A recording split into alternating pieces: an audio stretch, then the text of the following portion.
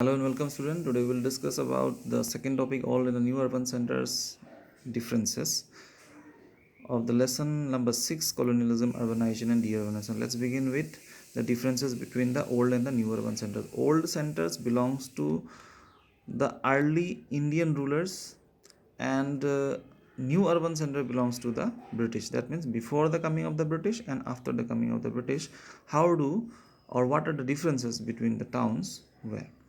So let's see the urban centers before the coming of the British.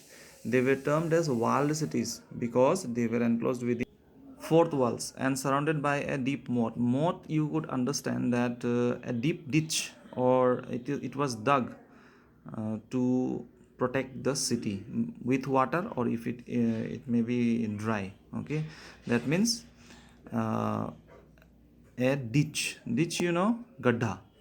The walls and the moats were meant to protect the city from invaders. The walls of the fort were usually thick and high. These fort towns had darwajas, big huge gates that were the entry points to the city, only entry points to the city. Okay, so if you want to enter the city, you need to go through these huge gates. The walled city of Delhi, you could see that.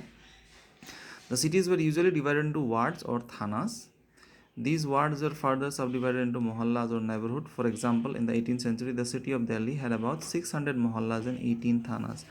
So, Indian cities were always divided into some small wards and all. That is, we have seen in the Chola Mandalams, Chola administrations also. So, like that, thanas were there, mohallas were there, like that. An example, if you see, is Shah Jahanabad. It's a walled city built during Shah Jahan's time, and the city consisted of 14 entry points, a palace complex, Red Fort, and Asia's largest mosque, Jama Masjid, located in the midst of crowded mohallas and bazaars. Besides, the city was dotted with gardens, eidgahs, dargahs, chowks. Chowk means open squares like charalis and all, and cul-de-sacs, that is dead end streets. There is no way after that. Another significant feature of the city was its havelis or houses of the rich. High thick walls with skillfully made massive gateways enclose the havelis. Besides, they comprise big central courtyards with several rooms, pavilions, and well-maintained gardens and water channels. So, all the facilities were there from that time. Now let's see the administration. Administrative system of the urban areas was quite different from that of the rural areas. In the villages, panchayat system was followed, while the in charge of the town was kotwal with thanedars, police officers supervising the mohalladars and darogas or policemen. Armed watchmen were positioned near the fort's entry point, that means nearby the huge gate. Now let's see in the new urban center. The British introduced a new architectural style in India.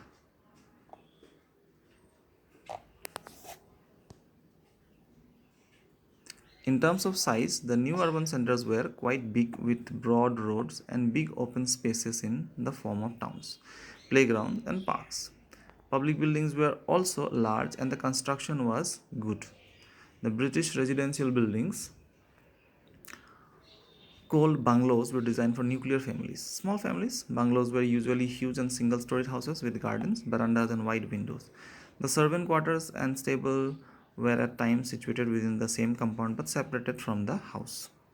Towns under the British in India consisted of facilities like race course, golf course, club, or gymnasium meant for the amusement of the Europeans only. So you could say that the modern facilities were there, all the modern facilities. So, however, some influential and rich Indians were granted limited access. Some cities, such as Madras, were divided into two parts: White Town, in which British lived, and Black Towns, where the locals lived. The black and white towns were separated by a wall.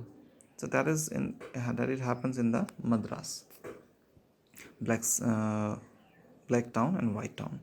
Black towns were all colored black. White town houses quarters were all colored white. These new localities and new cities were given typical English names. Let's see the administration of theirs.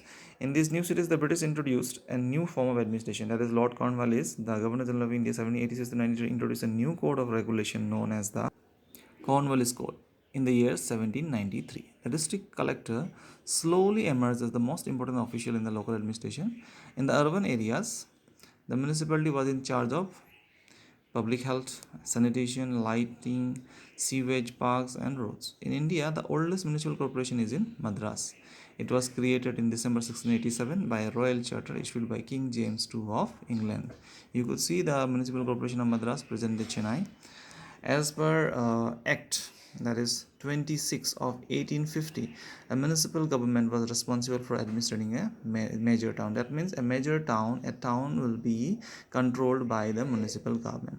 The Municipal Improvement Act was introduced in the year 1864. The chairman of the municipality was the district magistrate, who was assisted by commissioners. The commissioners were selected from the responsible and popular residents of the city. The municipality's main source of revenue were bazaar tax, road tax, and tax on ferries. That means by taking taxes from these all bazaars, roads, and ferries, they used to develop the towns. So, what are the developments done? We can easily understand within this 75 years of our independence. So that's all for today. You could see a multiple choice question. A new code of regulation known as Dash Code was introduced in 1793. You can go through it. This is Cornwallis Code. And the oldest municipal corporation in India is in, it is very easy for you, Madras. Thank you for today. We will discuss the other part, that is law and order, transport and communication, next time.